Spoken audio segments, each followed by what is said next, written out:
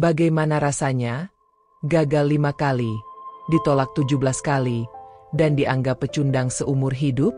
Aku tahu rasanya dipandang hina, dihina karena miskin, dan dicibir karena tak punya masa depan.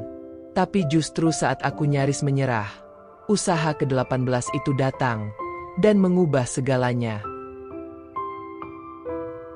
Kalau kamu pernah jatuh, kisah ini untukmu.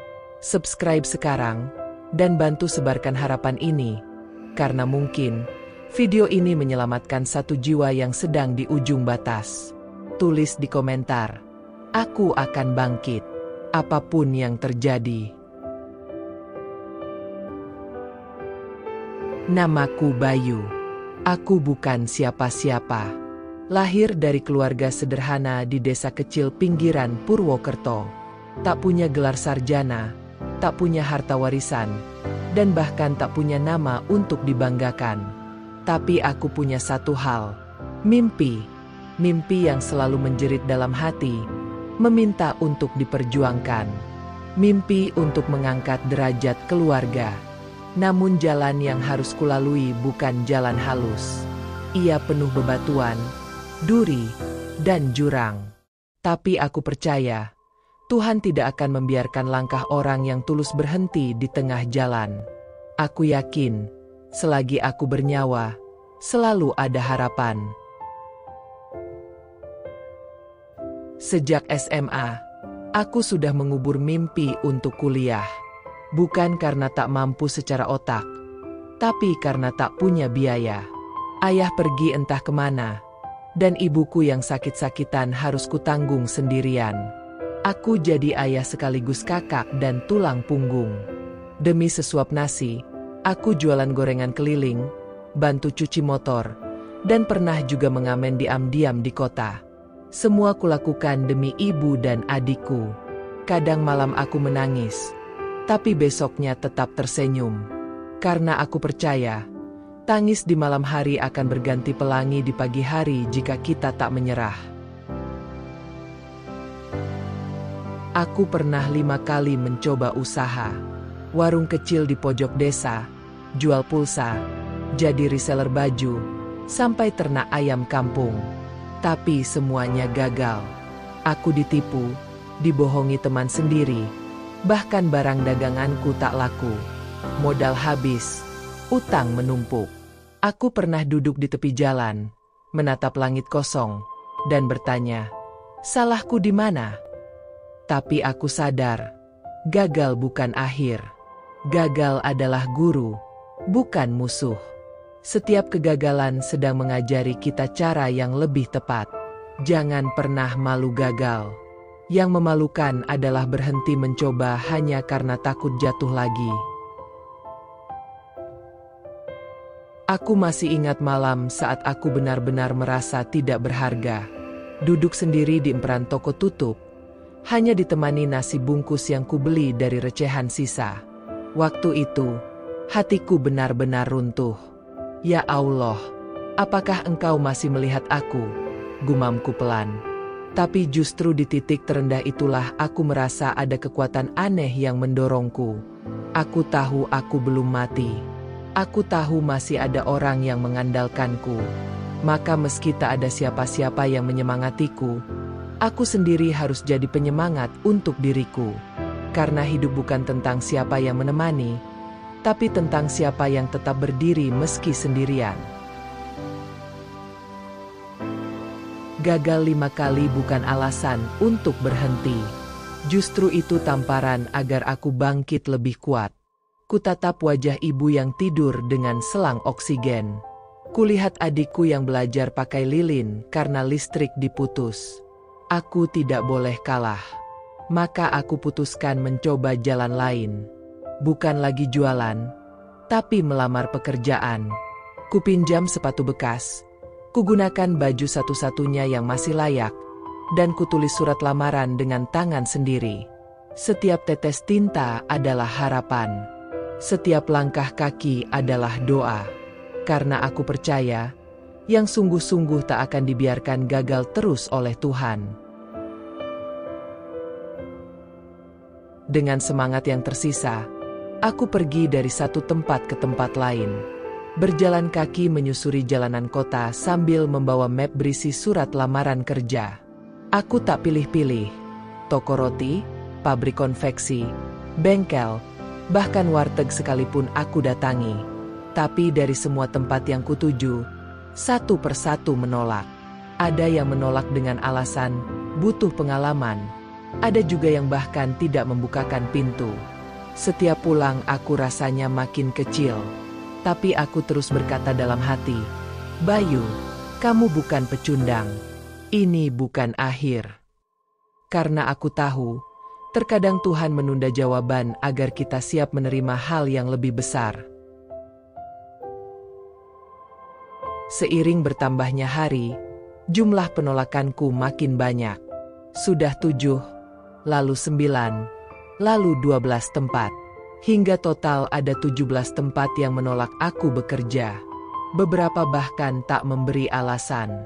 Aku pernah berdiri 1 jam di depan kantor hanya untuk melihat HRD berlalu begitu saja tanpa menoleh.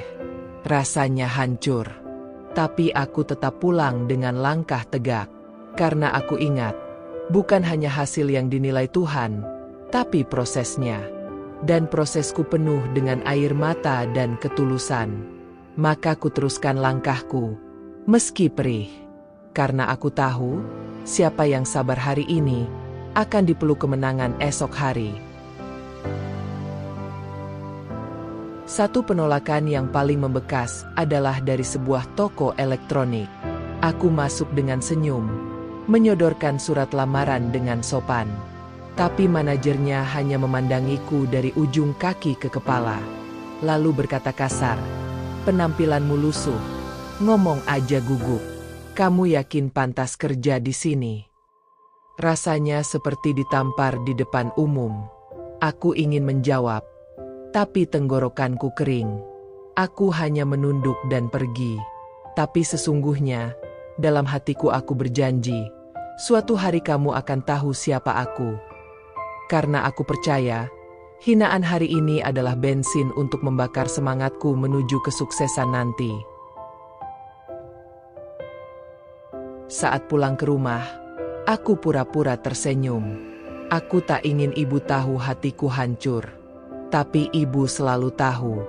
Ia memelukku dengan lembut dan berkata, "Nggak apa-apa, nak. Tuhan melihat kamu berjuang. Nanti pasti ada jalan." Kata-katanya sederhana, tapi bagiku itu seperti pelukan dari langit. Ibu tak pernah marah, tak pernah putus harapan. Justru dari bibirnya, aku belajar arti kekuatan yang sebenarnya. Kekuatan untuk tetap tersenyum saat semuanya mengejek. Karena cinta ibu, aku tetap berdiri. Karena doanya, aku masih punya alasan untuk hidup dan mencoba lagi besok. Di malam hari, aku duduk sendiri di kamar sempit yang atapnya bocor. Hujan turun deras, seperti menyatu dengan air mataku. Tapi malam itu aku menulis surat lamaran ke-18. Bukan untuk pekerjaan, tapi untuk usahaku sendiri. Aku tulis di kertas bekas. Rencana membuka jasa servis HP keliling. Entah kenapa malam itu aku merasa yakin. Seperti ada bisikan lembut di hati. "Tulis saja, Bayu. Ini bukan akhir. Ini justru awal dari segalanya." Dan kutulis dengan keyakinan penuh. Karena aku tahu, saat semua pintu tertutup, mungkin Tuhan sedang menuntunku ke jalan yang tak pernah kupikirkan sebelumnya. Dari semua jalan yang kutempuh, akhirnya aku memilih jalan yang belum pernah kucoba sepenuhnya, membangun usahaku sendiri.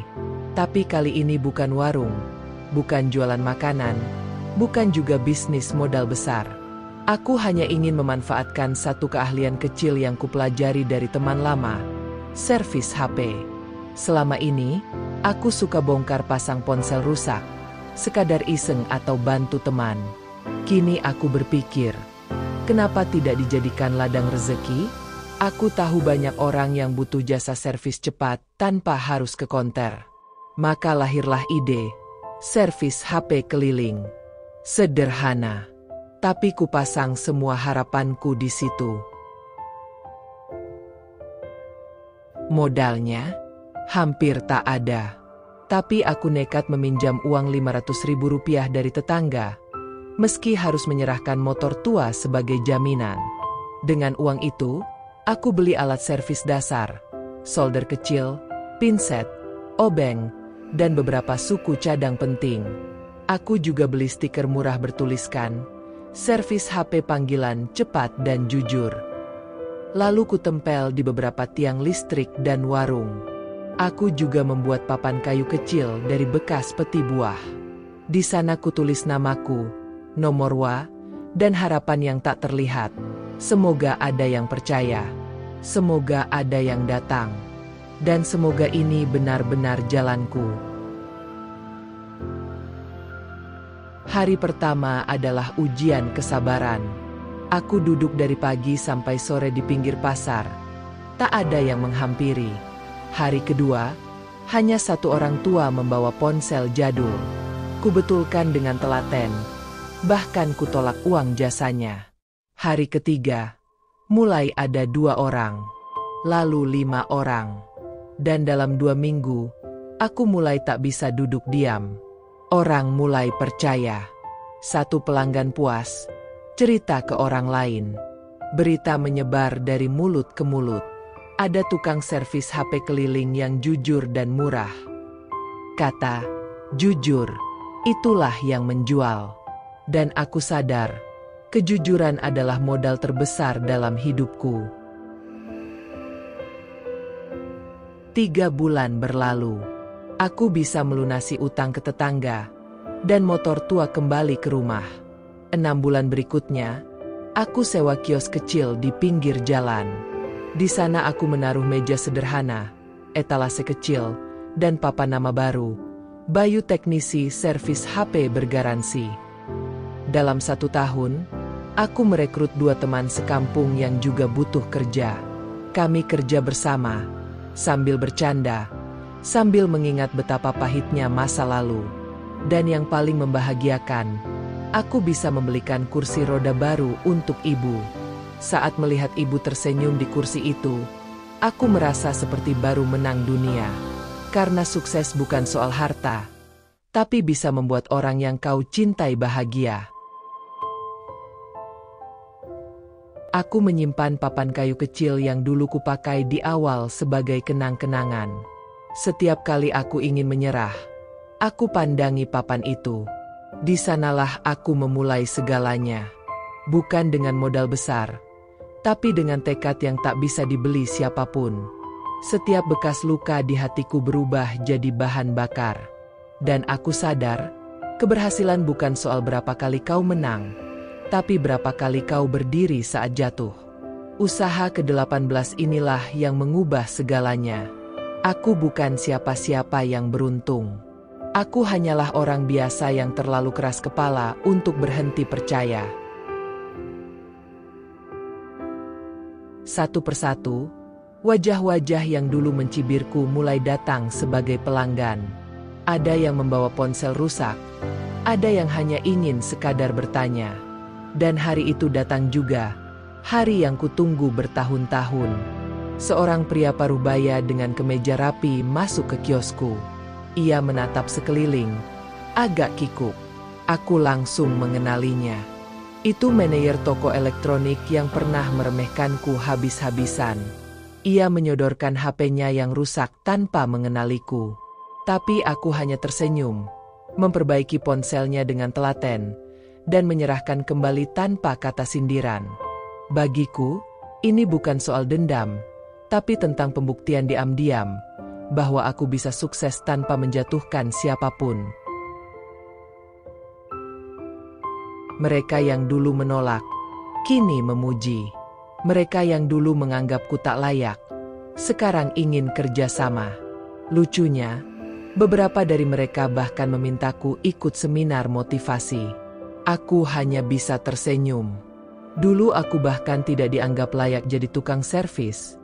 Kini aku diminta berbagi inspirasi. Tapi aku tidak berubah.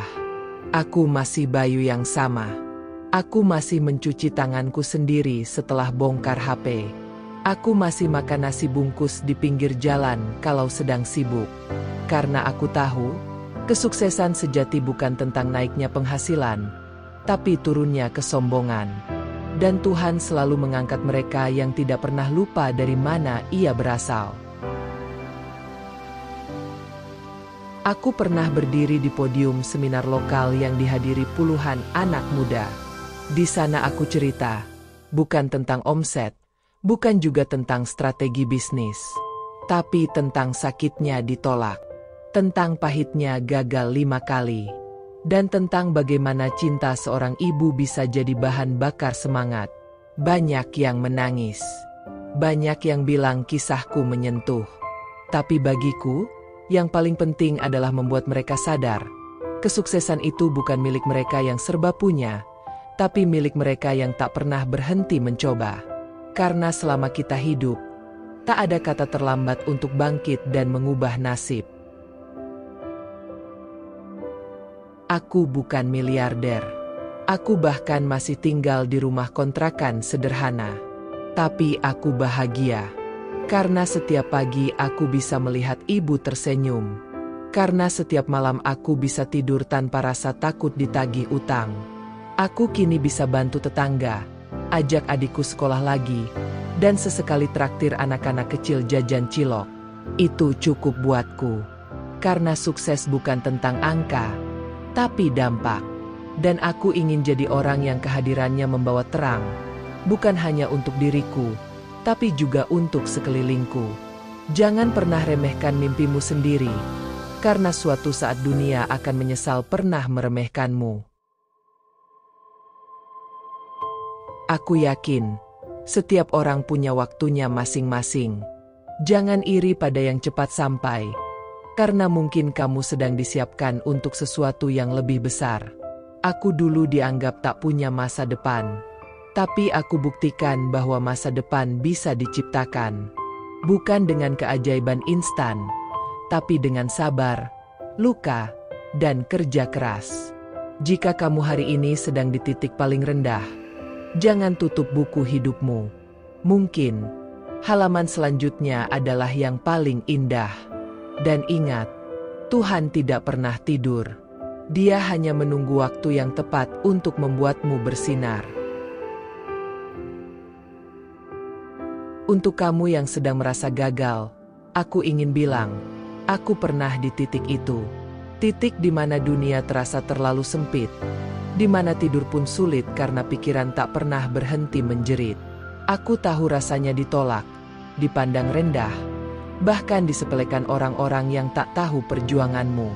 Tapi dengar aku baik-baik, gagal itu bukan akhir. Gagal hanyalah bagian dari perjalanan. Kau masih hidup, berarti Tuhan belum selesai menulismu.